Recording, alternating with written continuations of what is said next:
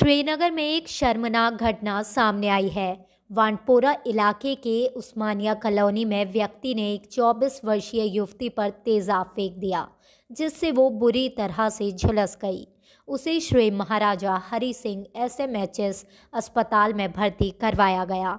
मंगलवार शाम को युवती व्यावसायिक इकाई के बाहर खड़ी थी, जिस पर व्यक्ति ने हमला कर दिया। अस्पताल के medical superintendent doctor Kanwaljeet Singh ने बताया कि युवती का चेहरा और आंखें झुलस गई हैं।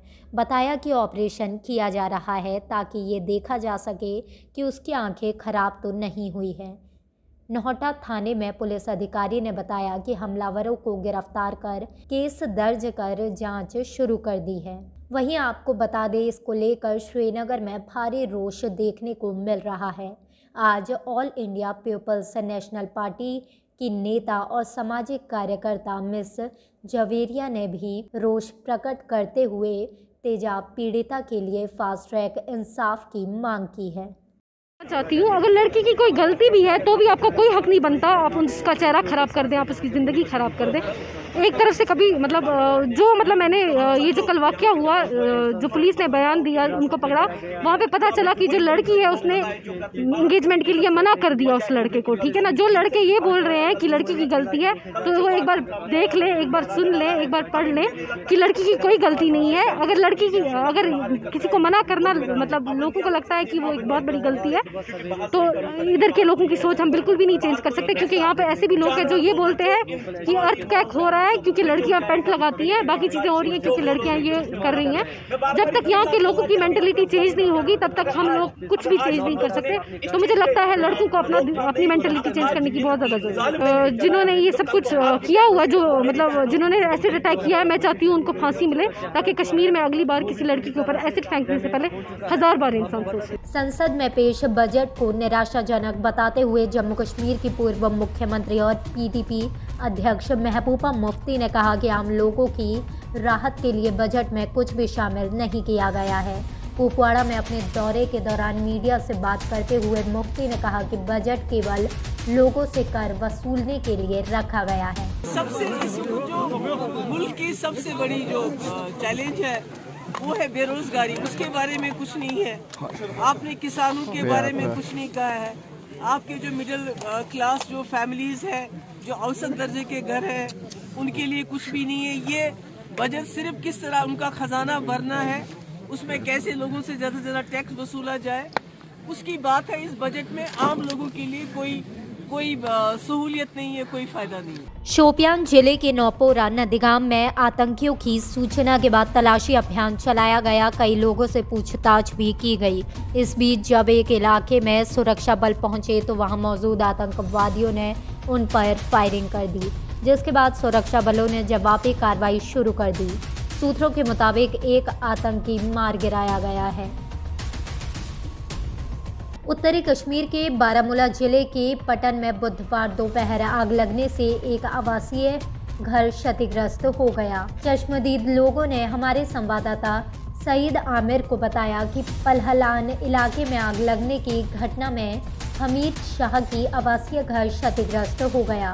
पुलिस और स्थानीय लोगों की मदद से दमकल की गाड़ियों ने आग पर काबू पाया और आग को और फैलने से रोका गया। हालांकि इस घटना में किसी की जान नहीं गई। उधर पुलिस ने आग की घटना का संज्ञान लेते हुए मामले की जांच शुरू कर दी है। यहाँ जो एक अनफॉर्चुनेट इंसिडेंट हुआ है, आज आग लगी है एक घर में यहाँ पे। सर, मैं मीडिया की वसादत से एक मैसेज देना चाहूँगा। देखिए, ऐसे इंसिडेंट्स होते रहते हैं और मैं चाहूँगा कि हम लोग यूथ भी इसके लिए रेडी रहें। एक कमेटी बनाई जाए और जो इन इंसिडेंट्स को पूरा भरपूर हेल्प करे। देखिए, पूरा हम सब कुछ गवर्नमेंट के ऊपर ही नहीं डाल सकते हैं, लोगों का हक भी है और हमें हजरत उमर फारूक रज़ियल्लाहु तआला अन्हु का एक जो निज़ाम है बैतुल माल का, वो हमें समझ आना चाहिए। और अगर हम हर एक विलेज में एक ऐसी कमेटी बनाते हैं जहाँ पे ऐसे इंसिडेंट्स को कवर किया जाता है या पूरी हेल्प की जाती है। देखिए, गवर्नमेंट जब भी वो अपने प्रोसीजर से चलते हैं, पहले डॉक्यूमेंटेशन होता है, बाकी उसमें काफ़ी टाइम लगता है सर। और मैं पलहलन के जितने भी लोग सुन रहे हैं अभी, और आसपास के जितने भी विलेज है, मैं उनको बिल्कुल एक हाथ जोड़ के एक रिक्वेस्ट कर रहा हूं कि आप यहां तक आइए और इस फैमिली की कंडीशन देख लीजिए और भरपूर हेल्प होनी चाहिए ऐसी फैमिलीज की। बांदीपोरा के सुदूर और पहाड़ी इलाके में तंगधार गांव के चिची मोहल्ला में करीब 35 घर हैं। यहां पर लोग आज तक हर चुनाव में वोट जरूर देते हैं, लेकिन लोगों के मुताबिक हर पार्टी और नेता ने यहां सड़क पर उतरने का वादा किया था, लेकिन इलेक्शन खत्म होने के बाद कभी पीछे मुड़कर नहीं देखा। यहाँ के युवा, बुजुर्गों और बच्चों ने राजनीतिक दलों और प्रशासन से परेशान होकर स्वयं सहायता सड़क निर्माण अभियान शुरू किया। जी हमारा ये कम से कम 30-40 घर है यहाँ पे।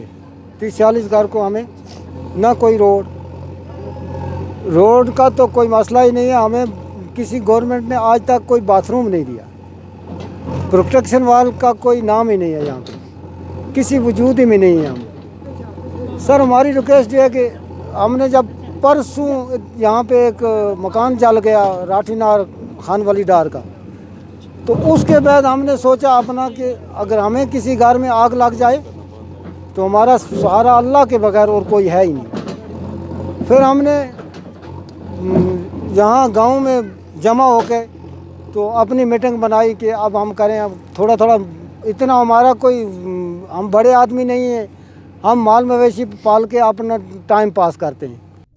हमें सबसे बड़ी प्रॉब्लम ये है, रोड तो रोड है, लेकिन हमें अगर घर में बीमार हो जाए पेशेंट, हमें घोड़े का रास्ता भी सर गांव में नहीं है। बहुत प्रॉब्लम से हम जी रहे हैं। बाकी पानी पाइपों की तो बातें नहीं है, हम चश्मे से पानी लाते हैं। आधे घर हमारे वो भी हैं जिनको 3 किलोमीटर से हमारी औरतों को सिर पे पानी के घड़े उठा के घर लाने पड़ते हैं। सर ये जो रोड का काम चल रहा है ये किसी डिपार्टमेंट ने नहीं दिया हुआ, ये गांव वाले हलशेरी में कर रहे हैं। अब हमें दिक्कत ये है कि ये हमें जो ये कलवाट का ये दिक्कत है, बहुत बड़ी दिक्कत है। 1-2 जगहों में इसमें हमें दिक्कत है। वहाँ से नीचे एक पाइपलाइन बिछाई हुई है, वहाँ से भी हमें चढ़ने नहीं देते। तो यहाँ से हमें ये कलवाट नहीं है, ये कदल लग रहा है, इसमें 8-9 फुट कदल होना चाहिए। अब गाँव वालों ने हलशेरी में ज़मीन भी छोड़ी, इतनी सारी कुर्बानियाँ देकर भी अगर हमें ये कलवाट नहीं होगा। इससे पहले भी हमने मीडिया वालों से बात की, बार बार हम बात करते रहे, तो सर हमारा कुछ हुआ नहीं। अब बांदीपोरा पुलिस को अलोसा क्षेत्र में लकड़ी तस्करी की आवाजाही के संबंध में एक विशेष जानकारी मिली है। इस सूचना पर कार्रवाई करते हुए डीएसपी मुख्यालय बांदीपोरा की देखरेख में आईसीपीपी अलोसा एसआई मोहम्मद मुश्ताक के नेतृत्व में एक पुलिस दल ने अलोसा चौक पर एक नाका लगाया। चेकिंग के दौरान एक वाहन को रोका गया और जांच के दौरान वाहन से भारी मात्रा में अवैध वन लकड़ी बरामद की गई।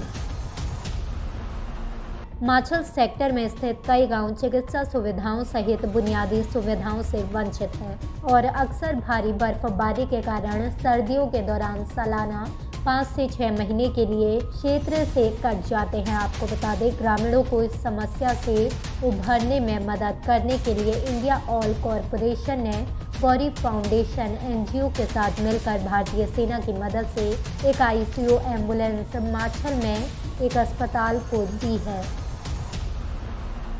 तुलैल के बर्फ से ढके क्षेत्र में युवाओं को शामिल करने के एक हिस्से के रूप में बरौब में सेना ने ट्रैकिंग की स्थिति में अंगाईकोट, लोअर बरौब और ऊपरी बरौब गांवों के युवाओं को शामिल किया।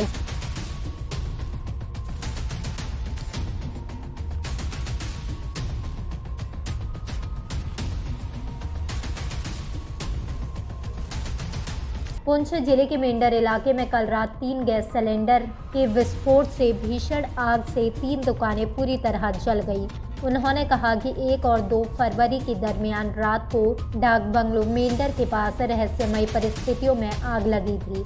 एक दुकान के अंदर 3 गैस सिलेंडरों में से एक चाय की दुकान में विस्फोट हो गया, जिससे विस्फोट जैसी आवाज़ आई, जिससे पूरे क्षेत्र में दहशत फैल गई। मेंढर थाने से पुलिस दल के साथ दमकल और आपात विभाग ने मौके पर पहुंचकर आग पर काबू पाया। हालांकि 3 दुकानें पूरी तरह जलकर खाक हो गई।